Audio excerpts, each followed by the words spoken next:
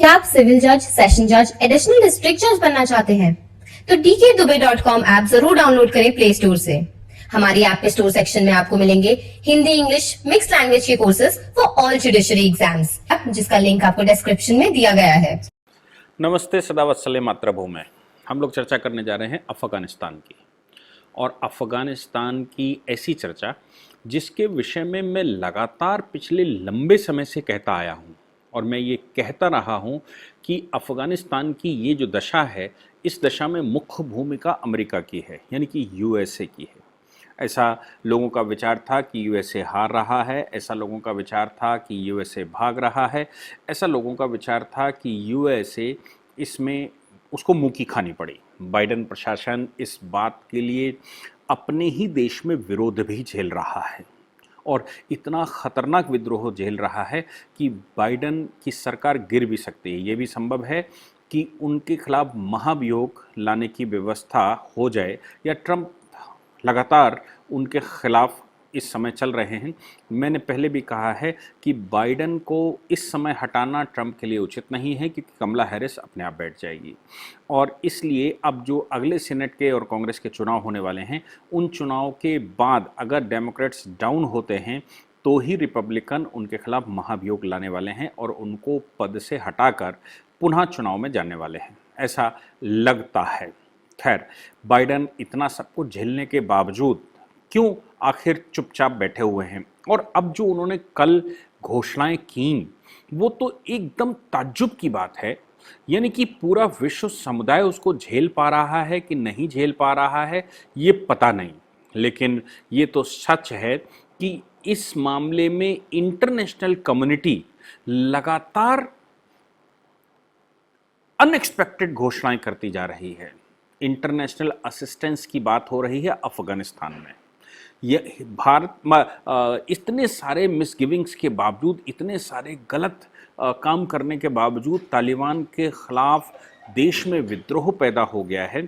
महिलाएं रोड पर उतर आई हैं, महिलाएं लगातार प्रदर्शन कर रही हैं, और इसके बावजूद तालिबान उस देश में जो कर सकता है गलत, यानी कि इंटरनेशनल ह्यूमन राइट के जो नियम हैं, उन नियमों के खिलाफ जो गलत कर सकता है, जितना कर सकता है, अपने को बचाने की कोशिश करता है, लेकिन मूल मानसिकता के अनुसार वो कार्य कर रहा है। मूल मानसिकता के अनुसार का मतलब है कि उन्होंने जैसे महिलाओं के लिए कहा कि तुमको बुर्का पहनना ही पड़ेगा, महिला और पुरुष साथ साथ नहीं पढ़ सकते, साथ साथ घूम नहीं सकते, और अगर महिला को घर से निकलना है तो एक पुरुष के साथ ही घर से निकलेगी। क्यों? क्योंकि अफ़गानिस्तान का नया निज़ाम ये जानता है कि मुस्लिम करैक्टर क्या है, महिलाओं के प्रति मुस्लिम भावना क्या है। उसका इंटेंशन भी महिलाओं को बचाना ही होगा, नो डाउट। क्यों, कैसे बचाना होगा? क्योंकि उनको मालूम है कि मूल इस्लामिक कैरेक्टर कैसा है, महिलाओं के प्रति कैसा भाव रखता है। महिला अकेली जाएगी तो उनको मालूम है कि उनके तालिबानी विद्रोही और जो वहाँ का जो इस्लामिक कैरेक्टर है, उसके अनुसार महिलाओं का क्या हाल होने वाला है। इसका मतलब ये हो गया कि वो चाहते हैं कि कोई पुरुष साथ में आए, ताकि महिला के साथ किसी प्रकार का कोई इस्लामिक दुर्व्यवहार ना हो पाए। ये अच्छा इंटेंशन मैं कहता हूँ कि तालिबानियों का है, लेकिन इसी बात को अगर हम दूसरे रिवर्स सिस्टम में देखें तो ये है कि तालिबानी सरकार ये मान चुकी है कि वो महिलाओं को सुरक्षा देने में सक्षम नहीं है, वो महिलाओं को सुरक्षा नहीं दे सकते। यानी कि महिलाओं को अपना सुरक्षा गार्ड, घर का कोई मेल व्यक्ति साथ में लेकर चलना पड़ेगा, तभी वो सुरक्षित हैं। अदरवाइज इस्लामिक कैरेक्टर के अनुसार वो कितनी भी सरकार अच्छी चलाए, वो बचा नहीं सकता। ऐसा तालिबान का मुझे लगता है कि ओपन एक्सपेक्टेशन है। अब सब कुछ ठीक है, लेकिन ह्यूमन राइट के नाम से पूरा विश्व समुदाय अब कैसा उल्टा गेम खेलने को तैयार है, ये आप देखिए। मैं आपको दो तीन रेमेडी बताता हूं। दो तीन रेमेडी ये है कि अगर अफगानिस्तान में उनको लगता है कि तालिबान की सरकार बैठने के बाद वहाँ पर ह्यूमन राइट का कुछ नहीं हो सकता, वहाँ के महिला पुरुष के खिलाफ लगातार जो हो रहा है वो होता रहेगा, और बस्ट पोजीशन में चला जाएगा। ऐसी सिचुएशन में जब सरकार वहाँ बैठने की सिचुएशन में ना हो, यानी कि पॉपुलर गवर्नमेंट नहीं बन सकती, तो फिर हमारे पास यूएनओ में एक रेमेडी है। वो रेमेडी ये है कि हम ट्रस्टीशिप काउंसिल को वो कंट्री पकड़ा देते हैं। विश्व की पीस कीपिंग फोर्सेस उस कंट्री में घुसती हैं जहां पर विद्रोह चल रहा है, जहां इस प्रकार की कार्रवाई चल रही है, और उसको पीस कीपिंग फोर्सेस के द्वारा कब्जा करवाकर फिर ट्रस्टीशिप काउंसिल को दे दिया जाता है। ट्रस्टीशिप काउंसिल में 5 परमानेंट मेंबर होते हैं। अगल बगल का कोई एक ऐसा देश जो उस देश की अच्छी सिचुएशन जानता हो, उसको वहाँ एडमिनिस्ट्रेटर बनाकर बिठा दिया जाता है। और फिर जैसे जैसे पॉलिटिकली स्टेट नॉर्मल होता जाता है, उसके बाद सत्ता वहाँ धीरे धीरे छोड़ दी जाती है। आपके पास इलस्ट्रेशन है साउथ अफ्रीका और नामीबिया का। नामीबिया को ट्रस्टीशिप काउंसिल को दे दिया गया था फर्स्ट वर्ल्ड वॉर के बाद। साउथ अफ्रीका को उसका एडमिनिस्ट्रेटर बना दिया गया था। साउथ अफ्रीका बगल का कंट्री था और नामीबिया में उस समय विद्रोह चल रहा था, यानी कि कोई पॉलिटिकल गवर्नमेंट वहाँ बैठने में सक्षम नहीं थी। बाद में सेकेंड वर्ल्ड वॉर के बाद भी वो प्रकरण चालू रहा, तो सेकेंड वर्ल्ड वॉर के बाद जो नई ट्रस्टीशिप काउंसिल बैठी, उसने कहा कि अब देश स्टेबल हो गया है, आप उस देश को छोड़िए। उस देश को छोड़ने से साउथ अफ्रीका ने मना कर दिया था और ये कहा था कि हमने जो लीग ऑफ नेशंस था, यानी कि फर्स्ट वर्ल्ड वॉर के बाद जो ऑर्गेनाइजेशन बनी थी, उसकी ट्रस्टीशिप काउंसिल से इसको लिया था, और अब जो नई trusteeship council second world war के बाद यूएनओ बनने के बाद बनी है, उसको कोई अधिकार नहीं है कि वो हमसे खाली करवा दे। आपको याद होगा कि वो मामला इंटरनेशनल कोर्ट ऑफ जस्टिस गया था और इंटरनेशनल कोर्ट ऑफ जस्टिस ने कहा था कि जो नई ट्रस्टीशिप काउंसिल है यूएनओ की, वो लीग ऑफ नेशंस की ट्रस्टीशिप काउंसिल का ही सक्सेसर है, इसलिए नई ट्रस्टीशिप काउंसिल उसको खाली करवाना चाहती है तो आपको खाली करना पड़ेगा। साउथ अफ्रीका ने जब उस पर मना किया तो फिर सिक्योरिटी काउंसिल ने उस पर स्टेप लेने की धमकी दी और कुछ पीस कीपिंग फोर्सेस वहाँ भेजने की व्यवस्था भी की। उसके बाद साउथ अफ्रीका ने नामीबिया को छोड़ा था। मैं सिर्फ ये इलस्ट्रेशन इसलिए आपको बता रहा हूँ कि अगर किसी देश में इस प्रकार, जैसे अफ़गानिस्तान में सरकार बैठी है, इस प्रकार की सरकार बैठती है तो उसकी रेमेडी ट्रस्टीशिप काउंसिल है। अब यहाँ पर वो रेमेडी देने की बजाय यूएस और जो पश्चिमी देश हैं वो दूसरी रेमेडी देना चाहते हैं। क्या रेमेडी दी है उन्होंने? अभी जेनेवा में कल एक बैठक हुई, बैठक यूएस भी उसमें शामिल हुआ, अफगानिस्तान पर उस पर चर्चा हुई। ये इंटरनेशनल कम्युनिटी की बैठक थी, ह्यूमैनिटेरियन असिस्टेंस कैसे दी जाए वहाँ पर।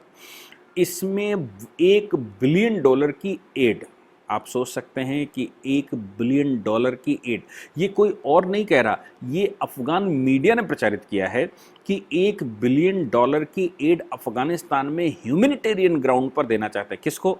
तालिबान को देना चाहते हैं क्या? तालिबान को तो घोषणा नहीं कर सकते। तो वहाँ की जनता को देना चाहते हैं क्या? जनता को कैसे देंगे?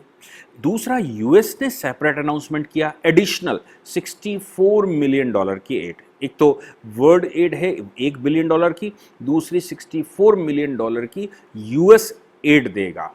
अब आप सोच सकते हैं कि यूएस जो वहाँ से भाग रहा है, यूएस वहाँ से निकाला गया है, यूएस की इतनी ज़्यादा बेइज्जती हो गई है कि बाइडेन प्रशासन इस समय खतरे में आ गया है, फिर भी यूएस उसको $56 मिलियन की एड देने जा रहा है और वर्ल्ड कम्युनिटी को वो कन्विंस कर लिया है कि $1 बिलियन की आप एड दें। अब इस बात का हवाला देते हुए उसने क्या कहा कि यूनाइटेड नेशंस डेवलपमेंट प्रोग्राम में जो ऑलरेडी उसने अनाउंस किया है, वो ये कहा है कि अफगानिस्तान में 97% पॉवर्टी आ गई, यानी कि गरीबी है।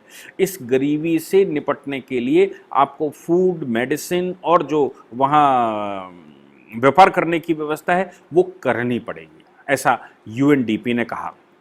अब देखने की बात यह है कि जब पुरानी सरकार बैठी थी, यानी कि अशरफ गनी की सरकार बैठी थी, यूएस असिस्टेंस से चल रही थी, उस सरकार के दौरान भारत ने भी, मनमोहन सिंह सरकार भारत में बैठी, मनमोहन सिंह सरकार ने खूब एड दिया। हालांकि शुरुआत वाजपेयी सरकार ने की थी, लेकिन वो बचकर कर रहे थे। मनमोहन सिंह सरकार ने खूब एड देना, मतलब एकदम दरवाजा खोल दिया और लगभग $3 बिलियन की एड भारत सरकार ने उनको दे दी। उनके रोड्स बनाए, उनके स्कूल बनाए, उनके डैम बनाए, उनके पार्लियामेंट को भारत ने बनाया और बहुत कुछ, उनके हॉस्पिटल्स भारत ने बनाए।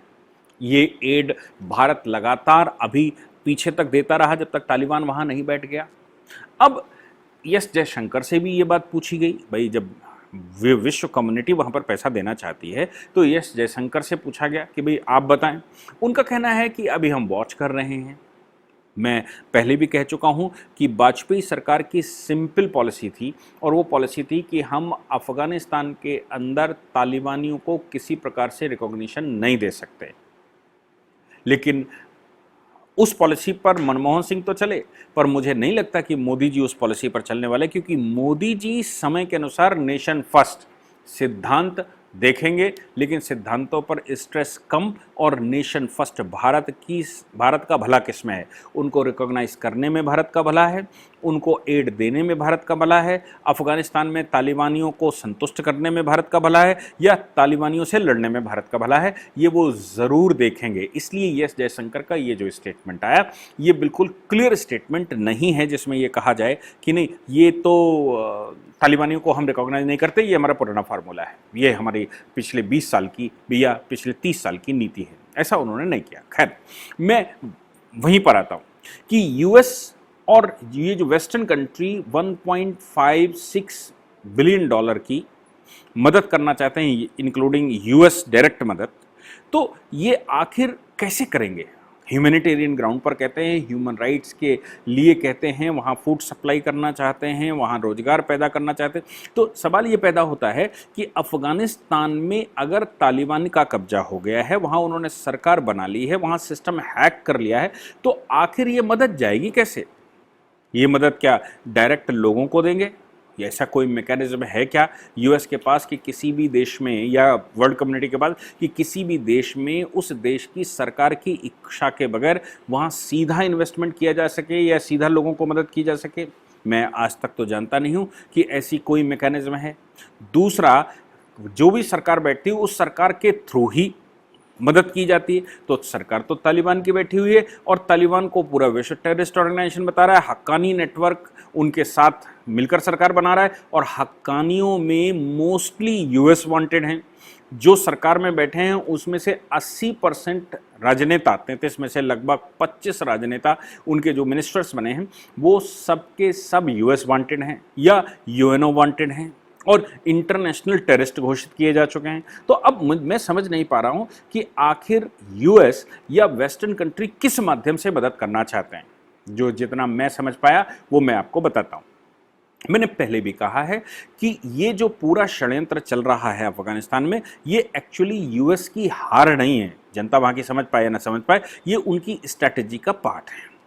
तालिबान का वहाँ बैठना और 25,000 तालिबानी आतंकवादियों के द्वारा पूरे देश पर कब्जा किया जाना और यूएस असिस्टेड फोर्सेस या वहाँ पर जो नाटो की फोर्सेस पड़ी हैं, उन फोर्सेस से मुकाबला करने की क्या शक्ति है तालिबानियों में या थी तालिबानियों में? मुझे नहीं लगता कि नाटो फोर्सेस से लड़ने की शक्ति तालिबान में थी या यूएस फोर्सेस से लड़ने की शक्ति तालिबान में थी। हाँ, ये समझ सकते हैं कि यूएस चला गया होता, वो बिल्कुल देश खाली कर दिया होता और उसके बाद जो सरकार बैठी होती उसके ऊपर तालिबान ने कब्जा कर लिया होता।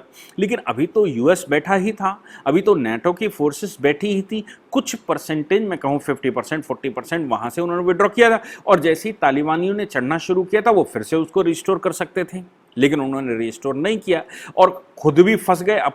अपने ही सैनिकों का बलिदान भी किया, अपने ही लोगों का बलिदान भी किया और लगातार ये स्टेटमेंट भी आ रहे हैं। अब फ्रांस ने कहा कि हम इनको रिकॉग्नाइज नहीं करेंगे। ग्राउंड क्या था? उन्होंने कहा कि इन्होंने प्रॉमिस पूरा नहीं किया।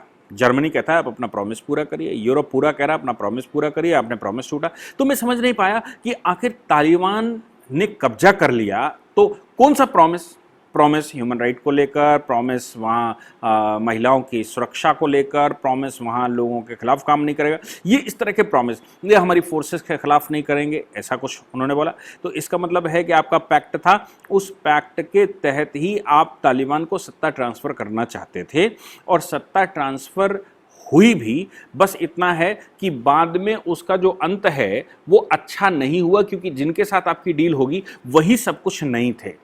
यही कारण रहा होगा कि आप वहां बहुत सफल नहीं हो पाए। हाँ, लेकिन आप सत्ता तालिबान को देना चाहते थे, तालिबान को वहां बिठाना चाहते थे। और क्यों तालिबान को ही बिठाना चाहते थे आप?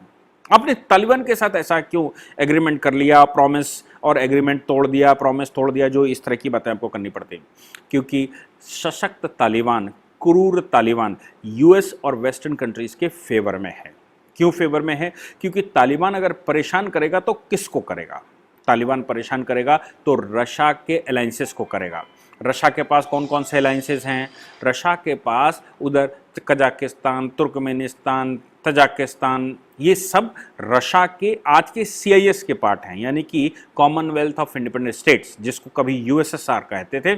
तो USSR जैसी बाइंडिंग तो नहीं है, लेकिन सॉवरेन स्टेट हैं, पर पार्ट उसी के हैं। तो वो वहां से तालिबान किसको परेशान करेगा? तालिबान रशिया के खिलाफ ही आया था, जो US सपोर्ट से बना था, और अब तालिबान जो रशिया के खिलाफ खड़ा हो जाएगा। दूसरी तरफ ईरान है, ईरान से US की निपटती, तो ईरान में शियाज हैं, शिया को, और इधर ये सुन्नी हैं, तो उनको परेशान करेगा। इसके अलावा जब बात करेंगे पाकिस्तान की, तो पाकिस्तान को परेशान करेगा। इधर हिंदुस्तान है, हिंदुस्तान को भी परेशान करेगा, और उधर चीन का शिनजियांग है, उनको परेशान करेगा।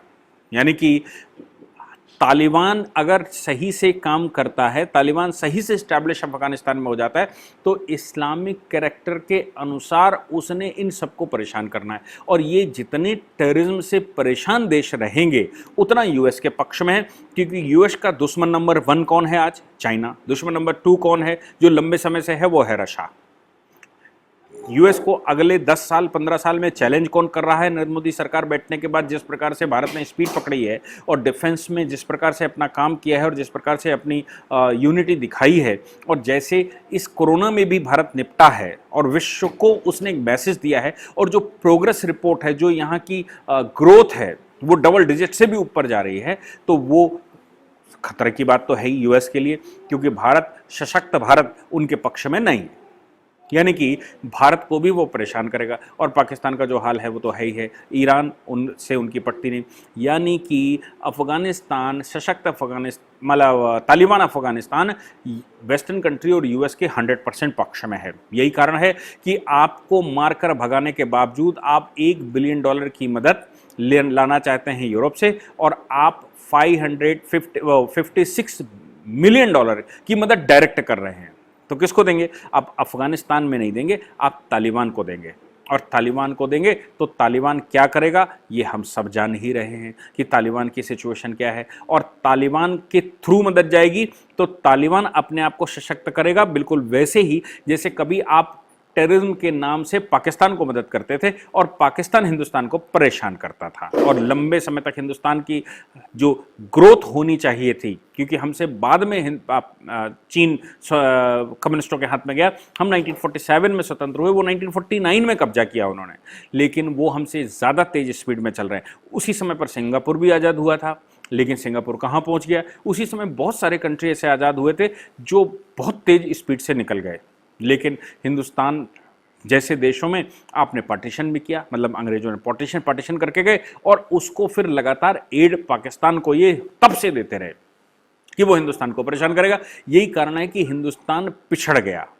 हिंदुस्तान पाकिस्तान से लड़ने में उसने समय ज़्यादा खराब किया और उसने अपनी प्रोग्रेस में समय कम दे पाया।